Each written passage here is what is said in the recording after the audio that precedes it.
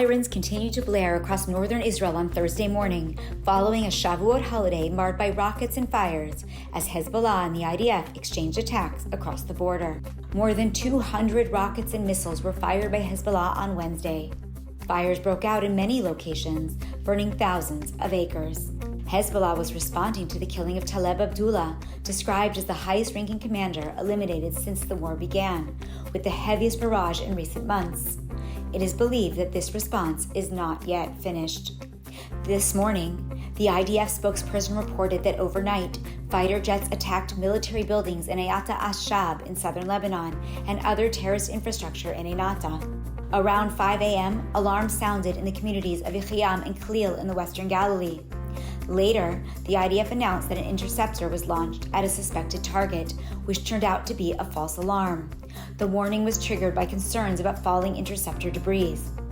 About an hour later, alarms also sounded in Moshav Shtula. 4 rockets fell in open areas. There were no injuries. The U.S. has called on both sides to de-escalate, with Pentagon spokesperson Sabrina Singh saying America does not want to see a wider conflict. Hezbollah and Israel have been exchanging fire since the Gaza war broke out in October.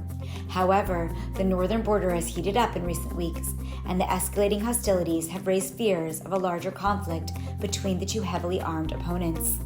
An official in Iran's Quds force overseeing Hezbollah told Foreign Policy that Hezbollah now possesses more than 1 million rockets of various types, including precision-guided missiles and modified Katyusha rockets for increased accuracy, as well as anti-tank missiles. The U.S.-led ceasefire agreement between Hamas and Israel, which has the backing of the United Nations, appears to be stalled. Hamas reportedly proposed several changes to the agreement, some feasible and others not.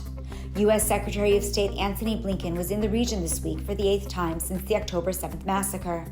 He met before Shavuot with Israeli leaders, including Prime Minister Benjamin Netanyahu and opposition leaders Benny Gantz and Yair Lapid. He was in Doha on Wednesday, meeting with the Prime Minister. Blinken said last night that everyone he has met agrees that the ceasefire is the desired path, and while he cannot speak for Hamas, and they may not want to follow this path, Hamas, he said, cannot and will not be allowed to decide the future of this region and its people.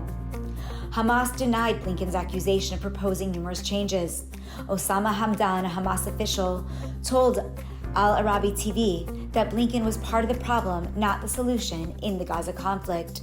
However, Hamas stated it wants written guarantees from the United States for a permanent ceasefire and the withdrawal of Israeli forces from the Gaza Strip to agree to the U.S.-backed truce proposal, according to Egyptian security sources cited by Reuters.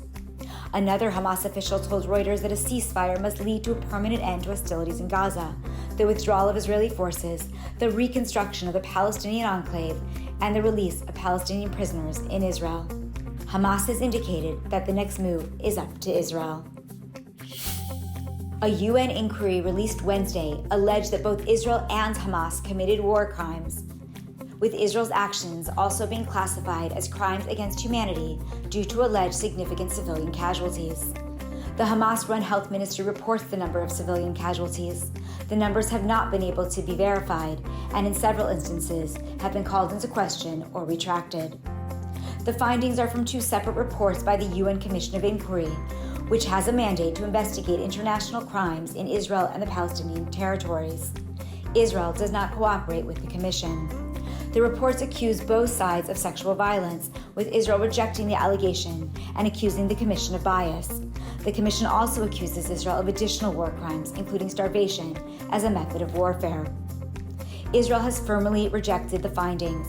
The Israeli mission to the United Nations in Geneva called the accusations leveled against the IDF both abhorrent and immoral with regards to the military operation in Gaza and its initial response against Hamas terrorists in Israel. The mission said Hamas is a lawless terrorist organization, while Israel is a democratic country that is committed to the rule of law. Experience the power of truth with ILTV News. If you're looking for quality content and captivating visuals, join our news community and become an integral part of our team as we embark on a mission to unveil the real Israel, dismantling the web of lies and misinformation that surround reporting on Israel. By subscribing to ILTV News, you will not only have access to the latest updates, but you will also amplify our message, creating a ripple effect that carries the truth far and wide. Subscribe today and help reshape the narrative. Available on the web, Android, and Apple.